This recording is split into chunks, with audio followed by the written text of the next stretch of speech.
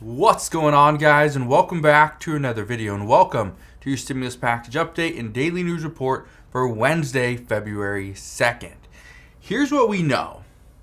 Right now, there's a city that's giving out $10,000 payments. I will address that in just a minute because this is big news. This is very big because this is what we are going to see. This is the type of stimulus that's going to go out to the American people, and I want to address what is happening here. We also have some major IRS announcements. So if you get a letter from the IRS, if you have questions, you need to call them or send them any type of mail. Well, the commissioner is actually giving us a little bit of a warning. So I will address that in a minute as well. We also need to get into how Senate Democrats could be in trouble. They could be in trouble because of one specific senator's stroke that he had last week. It's not good. He is looking like he is going to make a full recovery, which is great. That is awesome. You never want to see somebody go down for something like that. But at the same time, Democrats are worried that now they pretty much lost their working majority. So we will see what's going on there. And we also got some updates on the student loan payments that are going to resume very soon. So if you have any questions on any of this stuff, please ask your questions down in the comment section below. Here's what we know. In Washington, D.C., child care workers will be receiving at least $10,000 checks from the government. This is part of the government's plan to raise wages for child care workers for all that they have done throughout this pandemic, but also moving forward. They say that workers are not sufficiently compensated for their time and their skills based off of their current salaries. And the easiest and fastest way to provide an increase was with a bonus check. Now, the council also stated that they will keep workers' wages high into the future by setting up a program for future years to subsidize workers' paychecks. The reports also indicate that child care workers will be paid on a scale comparable to public elementary school teachers. So it's interesting. But now what's happening, and this is what's been going on over the past, I'd say about 6 months to a year, is we've seen a big drop-off of childcare workers because of pay, because of just being there to take care of people's children. Some people are worried that children who are not vaccinated could potentially be a carrier of COVID, and so many people just stop doing this profession. Now, there are about 3,000 people that work in the daycare field in Washington, D.C. The checks will be between $10,000 and $14,000 each.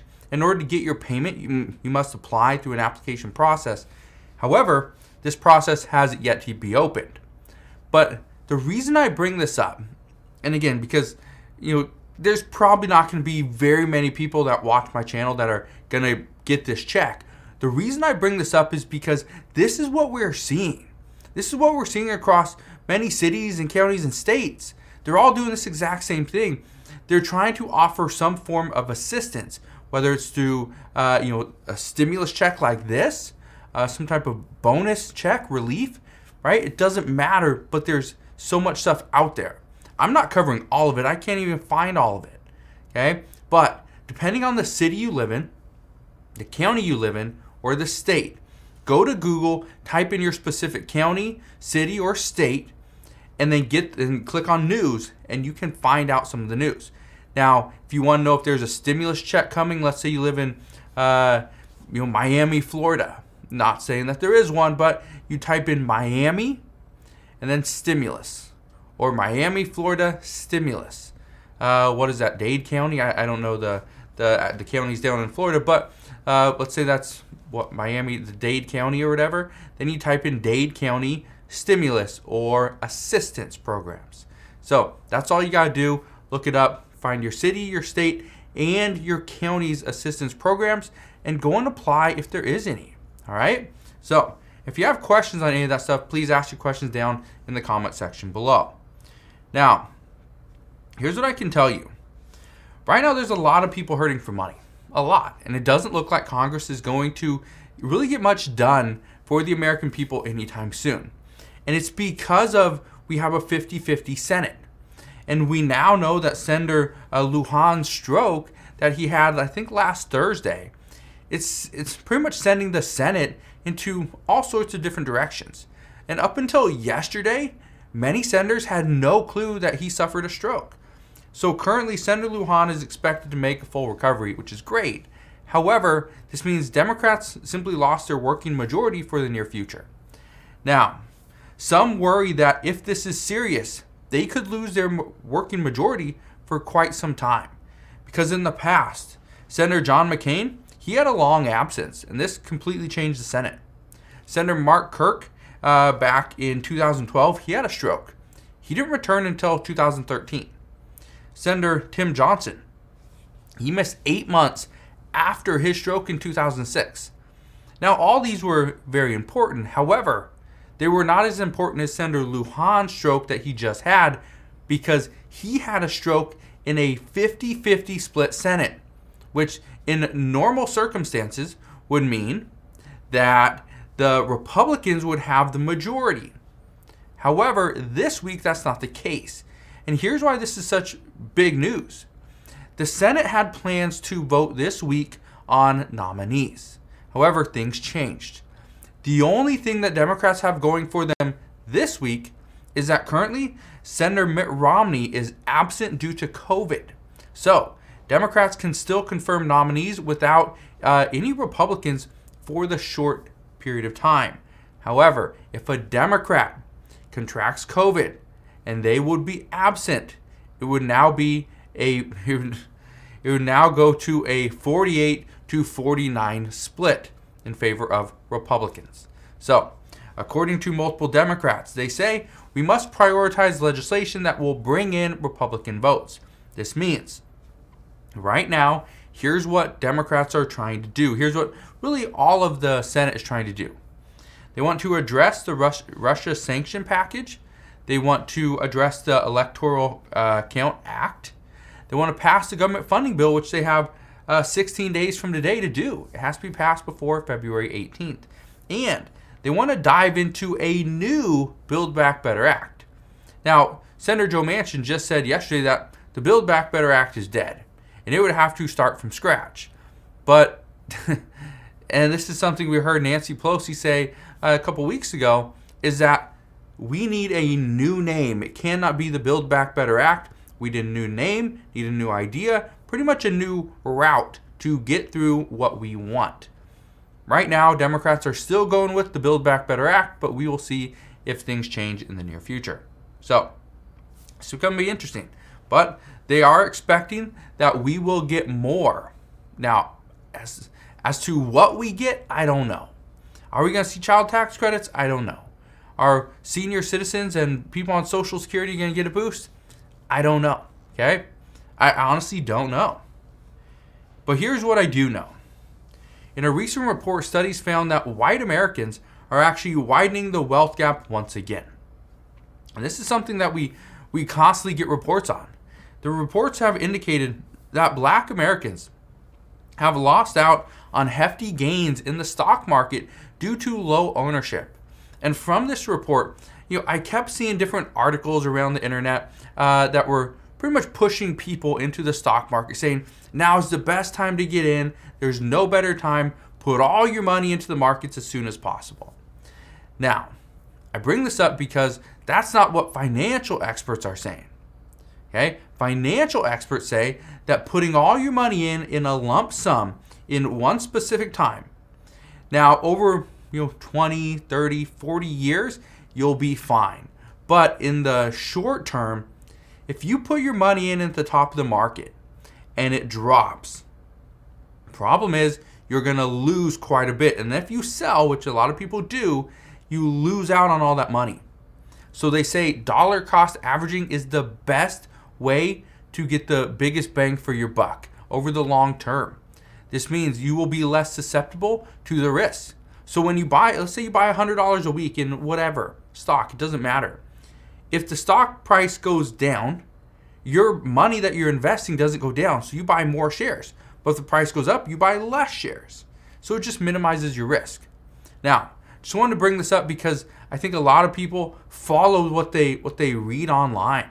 Okay? And I'm not saying you need to go and do dollar cost averaging. I'm not saying doing a lump sum amount is not a good idea, but it's the timing of it. That's the issue. So, and again, is dollar cost averaging going to bring you the biggest return? No.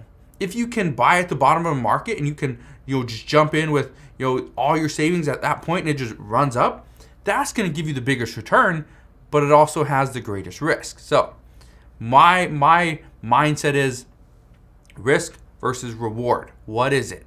And do you have the ability to risk, the majority of your money? Now, if you haven't got started and you want to get started, you can use the link down in the description box below.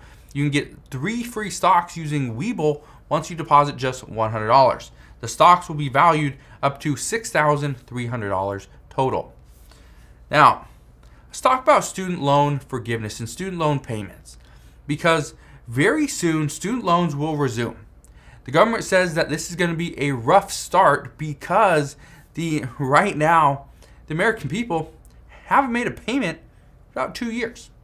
And even the education department had this to say, and I quote, "As borrowers face student loan bills for the first time in over 2 years, getting borrowers to resume payments and avoid delinquency or default will be a significant challenge. Education has planned to ease this transition by temporarily not reporting missed payments to credit rating agencies. In addition, education is providing borrowers with additional flexibilities during the early stages of resuming payments." Now, I want to touch on something, because what's happening is if you miss a payment in the early stages, you will not be reported to credit rating agencies. Now, we don't know if you continue to miss payments for, let's say, 6 months. We have no clue what's going on there. But if you miss the first few payments, what's going to happen is the education department is going to try to get you up to date, caught up, right? They don't want you to have this missed payment just following you along. But number one thing, they will not report you to the credit rating agencies. That's big. So chances are we're going to see a lot of people not make their first, maybe even their second payment, because they understand it's not being reported, so why not just take advantage of this? And then other flexibilities as well. They are going to try to get you pretty much caught up, make it easier to make these payments. So we're going to see what happens. But this also goes to show that right now there's many different challenges. There's many challenges, and right now, according to the education department, motivating people to start making these payments after 2 years is going to be very, very difficult. But this also does go and show that, and it's another sign that President Biden, he has no plans to forgive up to $10,000 in student debt. And I know some people are going to be very upset by that, but that is currently where we're at. Also, let's get to the IRS announcement, because I think this is big. And the reason I think this is big is because a lot of people have questions. Just last year, when you called the IRS, okay, you had about a 10-11% chance of actually getting your call answered. Last year, 282 million calls went into the IRS, less than 11% were answered. And they say that they expect even more calls in 2022, and they would anticipate less of a percentage of calls get answered. That's pretty staggering. Now, here's what I can tell you. According to the IRS Commissioner Rettig, he says that calling the IRS on their phone line for assistance will be extremely tough this season. And he goes on and says, and I quote, "We expect our phone lines to be jammed up for the foreseeable future. Demand is significantly up." So if it's up from 282 million calls last year, honestly, it's going to be almost impossible to get your call answered. However, the IRS did state that if you receive a letter from them, you can always respond back. However, they do say, and they're warning the American people, that they currently have a backlog of more than 5 million pieces of mail. They have a backlog of over 6 million unprocessed tax returns. And so they say, don't expect a response right away, especially if you need one. So, it's not the greatest news, but that is currently what we know. So, as always, as I know more, I promise I'll come back on share all latest news and updates. Just want to thank you guys for watching. Have a wonderful rest of your day. Consider subscribing, and I'll see you guys on the next one.